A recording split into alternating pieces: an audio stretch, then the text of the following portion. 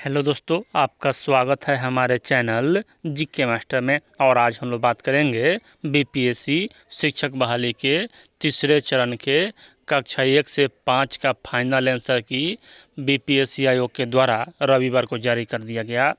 जब से final answer की आया है अभ्यर्थियों का, यहाँ असंतोष बढ़ गया है क्योंकि यहाँ 3 प्रश्नों का उत्तर गलत दिया गया है।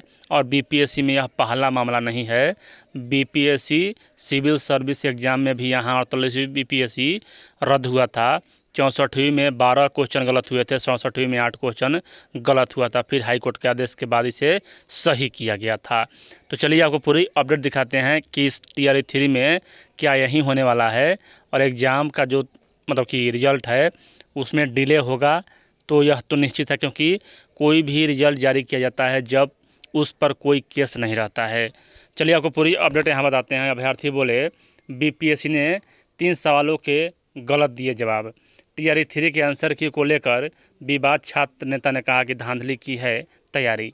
और 67वीं बीपीएससी मेंस का रिजल्ट बहुत अधिक दिनों तक नहीं आया था। क्यों नहीं आया था? तो पीटी के क्वेश्चन पर यहाँ कि था आपत्ति और हाई कोर्ट में केस चल रहा था। उस समय अतुल प्रसाद थे अध्यक्ष बीपीएससी के। उनके द्वारा कहा भी गया कि हम मेंस का रिजल्ट निकालने के लिए तैयार हैं, लेकिन हाई कोर्ट से मंजूरी नहीं मिल रहा है। तो जब एक बार कोर्ट में केस चल गया तो समझिए जब तक वो फाइनल नहीं होगा तब तक रिजल्ट जारी नहीं किया जाएगा। अब देखिए यहाँ 46 मिनट पहले का है, अभी का ही है।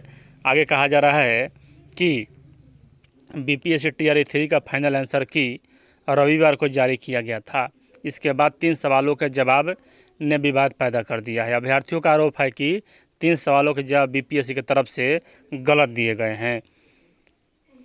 आगे यहाँ अभ्यर्थियों का आरोप है कि आयोग ने जो आंसर दिए हैं उसमें एनसीईआरटी और एससीईआरटी के तथ्यों को दरकिनार कर दिया गया है। अभ्यर्थियों का कहना है कि इसको लेकर आयोग की तरफ से दी गई निर्धारित तारीख के भीतर ही आपत्ति दर्ज कराई गई थी, लेकिन इस पर बीपीएससी ने विचार नहीं किया। आंसर की जारी होने के बाद सही जवाब देने वाले अभ्यर्थियों के रिजल्ट पर असर पड़ सकता है।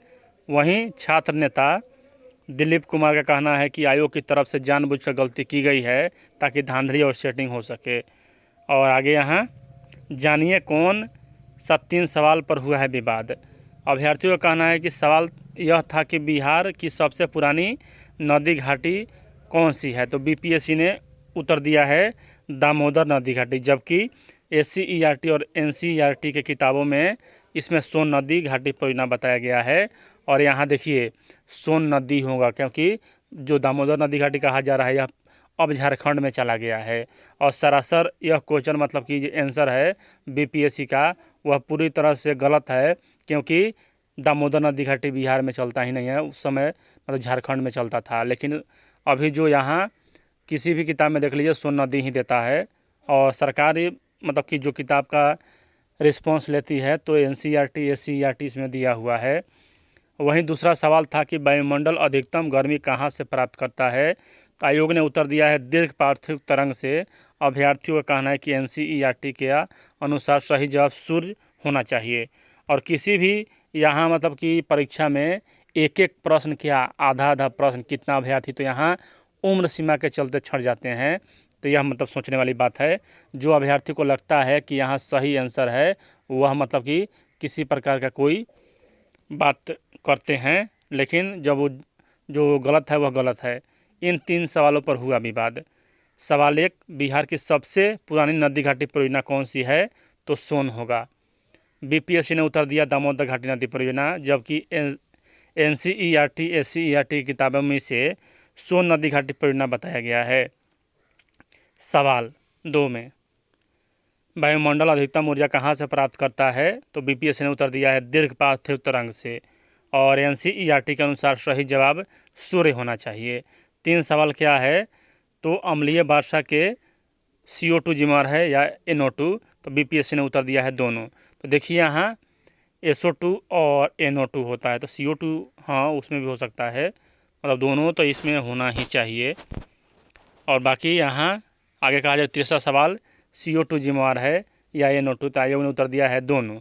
अभ्यर्थियों का कहना है कि अम्लीय वर्षा के लिए CO2 कहीं से भी उत्तरदायी नहीं हो सकता है। हाँ CO2 तो नहीं है, NO2 और SO2 होता है। तो यहाँ मतलब कि इनमें से कोई नहीं हो सकता है। और यहाँ मेन पॉइंट तो वो भी है कि चौथा नंबर इनमें से एक से अधिक है, पाँचवा नंबर इनमें से कोई नहीं। तो यहाँ जो होता है मतलब कि अम्लीय वर्षा में NO2 और SO2 होता है, तब अम्लीय वर्षा होता है। लेकिन ऑप्शन में NO2 दिया गया था, जबकि यहाँ CO2 तो कभी किसी हाल में होता ही नहीं है, यह भी ध्यान दीजिएगा।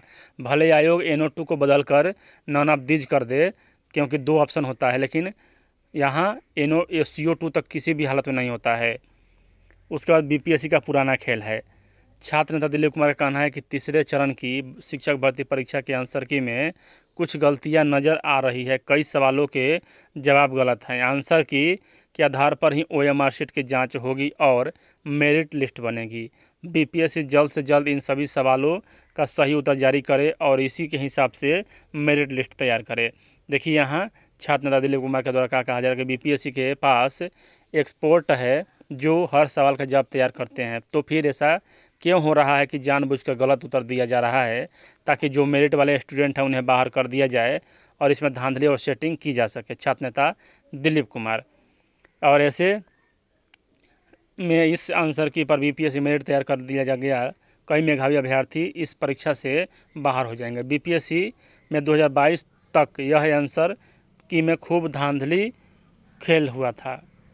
उस दौरान कुछ सवालों का जवाब गलत दे दिया जाता था, कई सवाल तो डिलीट कर दिए जाते थे। इसके कारण हजारों अभ्यर्थी PT परीक्षा से ही बाहर हो जाते थे। BPSC के पास एक्सपर्ट है तो हर सवाल का जवाब तैयार करते हैं, तो फिर ऐसा क्यों हो रहा है कि जानबूझकर गलत उत्तर दिया जा रहा है और इसमें धांधली हो सके, इसके लिए यह किया जा रहा है। सबसे बड़ी बात यहाँ देख लीजिए, जो नहीं जानते हैं BPSC सिविल सर्विस एग्ज़ाम को, वह समझ लीजिए कि पहले भी हो चुका है ऐसा। इससे पहले BPSC सिविल सर्विस 64वीं में 8 से 10 सवालों का उत्तर गलत दिया गया था और 64वीं BPSC में यहाँ 12 से 13 सवालों का उत्तर गलत दिया गया था। और यहाँ BPSC 48वीं से 52वीं का एक ही बार फार्म आया था 4 साल में, और 12 से 13 सवालों के उत्तर गलत थे। इस दौरान कई सवाल भी गलत थे।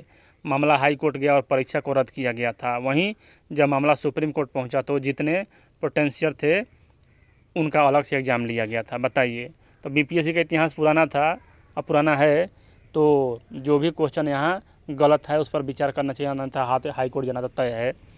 और रविवार को जारी हुआ था आंसर की। तीसरे चरण के शिक्षक नियुक्ति परीक्षा TR 3 वर्ग 1 से 5 की अंतिम आंसर की BPSC की तरफ से रविवार देर रात को जारी किया गया था। इससे पहले प्रोविजनल आंसर की पर छात्रों से आपत्ति मांग किया गया था। अगले 2-3 दिनों में कक्षा 6 से 8 तक का भी आंसर की जारी की जाएगी। अभी 9, 10 और 11, 12 के प्रोविजनल आंसर की पर आपत्ति प्राप्त किया जा रहा है। 23 सितंबर तक यहाँ आ जाएगा मतलब कि आंसर की। पेपर लीक के बाद हुई थी परीक्षा रद्द, यहाँ आप सभी जान ही रहे हैं कि मार्च में हुआ था। हजारीबाग से यहाँ पकड़ाए थे अभ्यर्थी। EOU ने कब कब क्या किया सभी के बारे में यहाँ दिया हुआ है। और इसमें आगे मतलब कि अगर यहाँ गलती हुआ है तो इसे सुधार किया जाना चाहिए। और ज़्यादा इसमें मतलब कि आप लोग चैनल बने रहें। वीडियो देखने के लिए धन्यवाद।